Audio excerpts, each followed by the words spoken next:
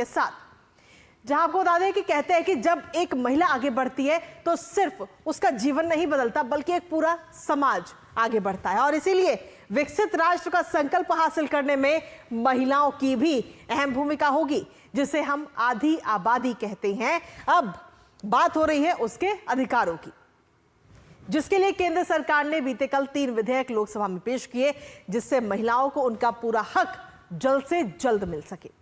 अब इन 3 दिनों की बात करें तो 3 दिनों के इस विशेष सत्र का आज दूसरा दिन है, जिसमें महिला आरक्षण और परिसीमन पर पक्ष और विपक्ष इस समय आमने सामने है। कल भी महाबहस का पूरा दौर देखने को मिला है। पक्ष विपक्ष के जो तमाम सांसद हैं उन्होंने अपनी अपनी बात कही।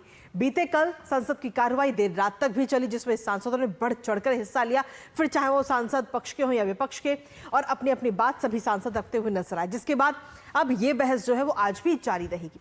11 बजे संसद की कार्यवाही शुरू होगी और शुरू होते ही सभी की नजर इस पर बनी हुई है, क्योंकि इस बहस के बाद होगी वोटिंग। जानेंगे लेटेस्ट अपडेट अपने सहयोगी से। उससे पहले आपको दिखाते हैं संसद के विशेष सत्र का आज दूसरा दिन।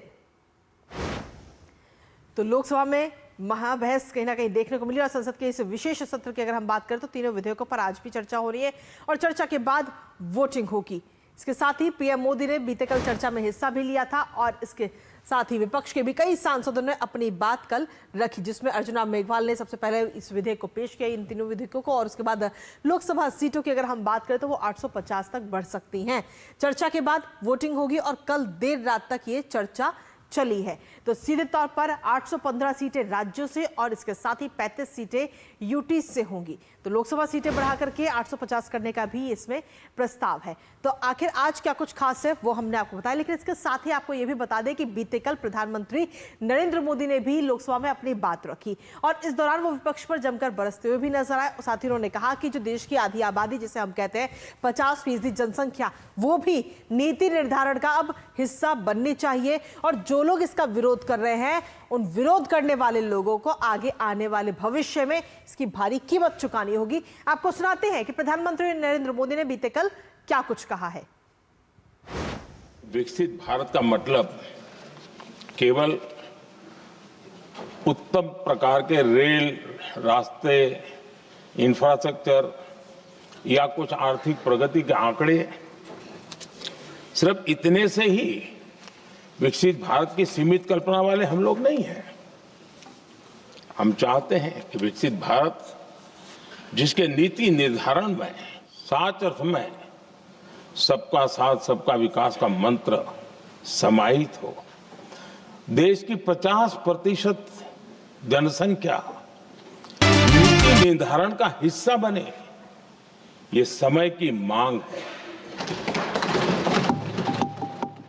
सिर्फ यहां 33% का नहीं, वहां भी वो आपके फैसलों को प्रभावित करने वाली है और इसलिए जो आज विरोध करेंगे उसको लंबे समय तक कीमत चुकानी पड़ेगी, लंबे समय तक कीमत चुकानी पड़ेगी। और इसलिए राजनीतिक समझदारी भी इसी में है कि हम ग्रासरूट लेवल पर महिलाओं की जो पॉलिटिकल लीडरशिप खड़ी हुई है उसको आपने अब कंसीडर करना पड़ेगा। यहां मैंने सुना हमारे मुलायम सिंह जी थे, तब से एक विषय चला रहे हैं, उनके परिवार वाले पे भी चला रहे हैं। आप देश की बहनों पर भरोसा करो ना, उनकी समझदारी पर भरोसा करो।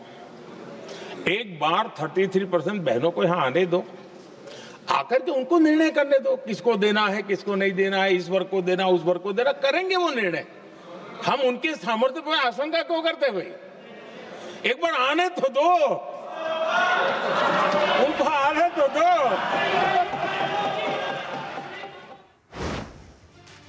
तो बीते कल प्रधानमंत्री नरेंद्र मोदी महिलाओं को लेकर ये तमाम बातें उन्होंने कही, लेकिन इसके साथ ही गृह मंत्री अमित शाह विपक्ष के आरोपों पर जमकर पलटवार करते हुए नजर आए। उन्होंने कहा है कि परिसीमन पर विपक्ष जो है वो भ्रम फैला रहा है। परिसीमन के बाद जो दक्षिणी राज्य जिनकी तरफ से सबसे ज्यादा परिसीमन को लेकर सवाल उठ रहे हैं। उन्होंने कहा कि परिसीमन के बाद दक्षिणी राज्यों की जो सीटें हैं वो बढ़ेंगी, उनकी शक्ति बढ़ेगी और इसके साथ ही कहा कि 129 से बढ़कर 195 सीटें हो जाएंगी वहां पे। एक बार सुनाते हैं आपको अमित शाह ने क्या कुछ कहा बीते कल।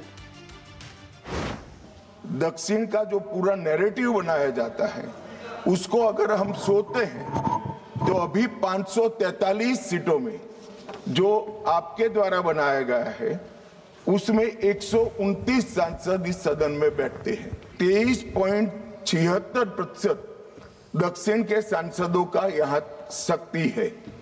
अब 50% वृद्धि होने के बाद 129 की जगह 195 सांसद बैठेंगे और उनकी शक्ति 23.97% मतलब 24% होगी।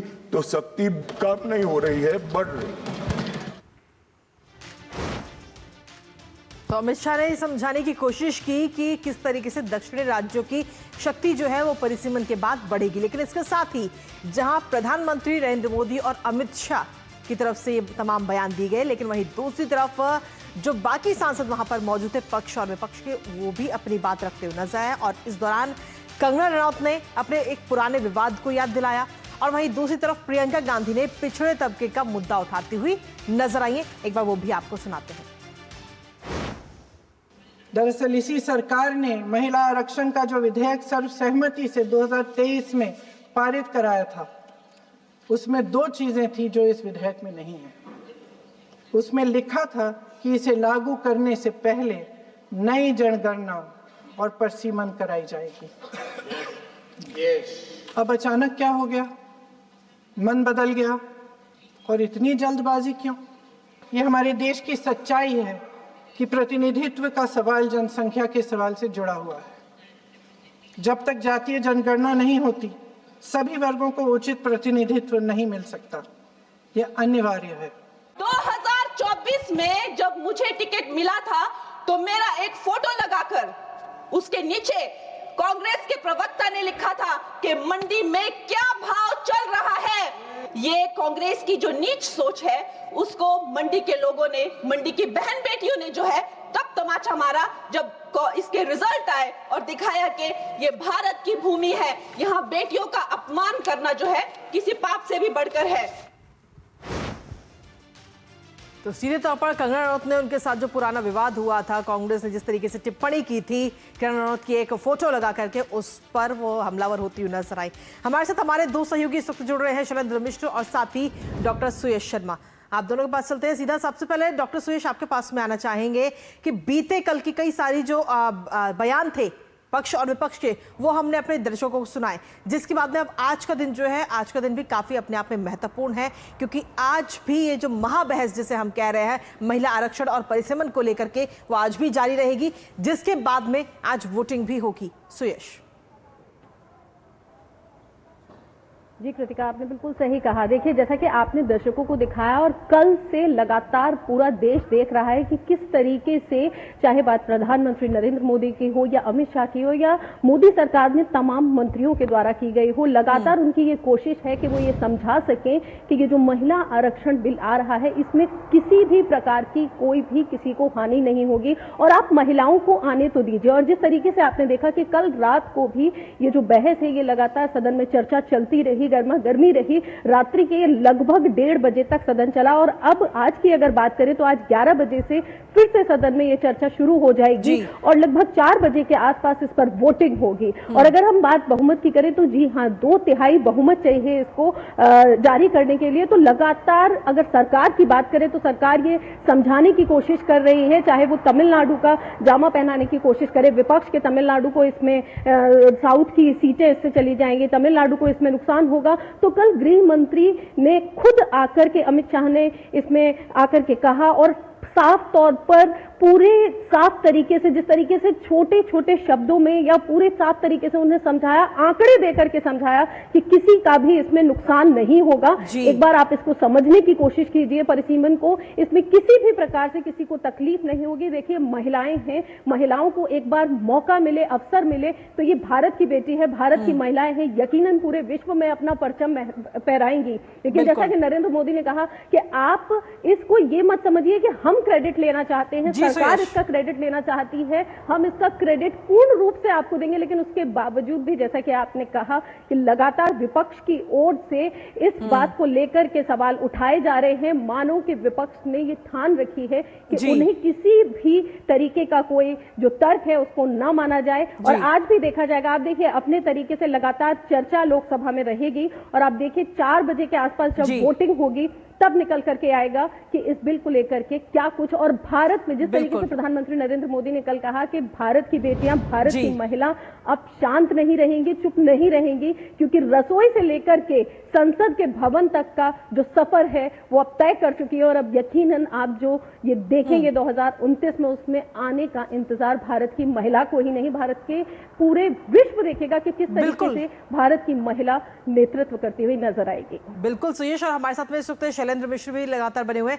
शैलेंद्र, अब से कुछ देर पहले ही अगर हम देखें तो एक तरफ तो महाबहस लगातार जारी है लोकसभा में, बीते कल से और आज भी ये बहस होगी, लेकिन वहीं दूसरी तरफ सरकार की तरफ से महिला आरक्षण 2023 को लेकर के एक अधिसूचना जारी की गई, उस पर क्या कुछ खास है? देखिए, जब 2023 में महिला आरक्षण को लेकर संविधान संशोधन विधेयक पारित हुआ था दोनों सदनों में, तो उसके बाद इसको राष्ट्रपति की मंजूरी दे दी गई थी, लेकिन ये एक्ट आगे प्रभावी नहीं हुआ था। अब उसे लागू कर दिया गया। इसका मतलब ये है कि वो कानून अब पूरी तरह से लागू हो चुका है। आज हम जो देख रहे हैं, कल से जो जिस संविधान संशोधन विधेयक पर चर्चा हो रही है, इसमें दरअसल ये कहा गया है कि इसे जल्दी लागू किया जाए, परिसीमन पुरानी जनगणना 2011 की जनगणना पर करके इसे लागू कर दिया जाए, जिससे कि 2034 का इंतजार न करना पड़े। एक तरह से 2029 के लोकसभा चुनाव में ही बड़ी हुई सीटों पर 1/3 महिला आरक्षण लागू हो जाएगा।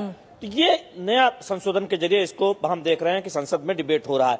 विपक्ष की आपत्ति ये है कि जब पहले विधेयक आया था और पारित हो गया है, तो अब ये इस टाइमिंग पर ये विधेयक लाने की जरूरत क्या है, और इसको इस तरह से परिसीमन से जोड़ा गया है, सीटें बढ़ाने की बात कही गई है, जबकि 543 सीटों पर ही अगर इसे तुरंत लागू कर दिया जाता तो उसमें दिक्कत क्या थी। दूसरी बात यह है कि परिसीमन में दक्षिण के राज्यों का प्रभाव कम हो जाएगा, जिसको कल स्पष्टता से गृह मंत्री ने कहा कि ये गलत बात है। आप देखें, चाहे सीटों की संख्या की बात हो या प्रतिशत भागीदारी की बात हो, दक्षिण का प्रभाव कहीं कम नहीं हो रहा है। तो हम देख रहे हैं कि सत्ता और विपक्ष अपने अपने तर्क दे रहा है, और उसमें तमाम महिला जो सांसद है वो हमने देखा है कि कल उन्होंने काफी बहस में हिस्सा लिया, चाहे सत्ता पक्ष के हो या विपक्ष के हो, और खासतौर पर उनकी भागीदारी खुद देखने को मिल रही है। अपने दर्शकों को अभी हाल ही में सुनाए भी, यानी कि बीते कल पक्ष विपक्ष आमने सामने था, महाबहस ये जारी रही और आज भी काफी कुछ देखने को मिलेगा। लेकिन सबसे ज्यादा जो नजर रहेगी वो होगी, जैसा सुयश ने बताया, कि 4 बजे की जो वोटिंग होगी उस पर हर किसी की नजर बनी है। आप दोनों भी लगातार अपनी नजर बनाए रखिएगा इस महत्वपूर्ण खबर पर।